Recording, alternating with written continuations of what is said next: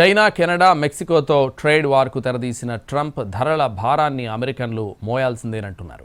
Tariff వార్తో ధరలు పెరిగే అవకాశం ఉందన్న ఆందోళన నెలకొంది. దీనిపై అధ్యక్షుడు స్పందించారు. వ్యాపార భాగస్వామి దేశాలు ప్రతీకార పన్నులు వేయడంతో అమెరికన్లు ఆర్థిక భారాన్ని మోయాల్సి ఉంటుందన్నారు. అమెరికన్ ప్రయోజనాలు కాపాడాలంటే అది తప్పదన్నారు.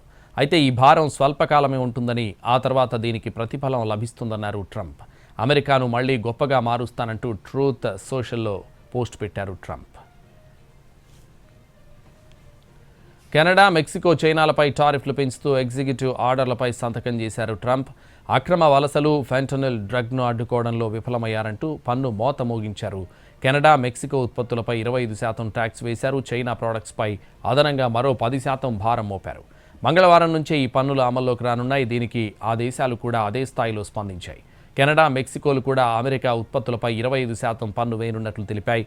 చైనా మాత్రం దీనిపై WTOలో తేల్చుకుంటామని ప్రకటించింది. ప్రతీకార పన్ను వేయడంతో ఆ దేశాల నుంచి వచ్చే ఉత్పత్తులు అమెరికన్లకు భారం కానున్నాయి.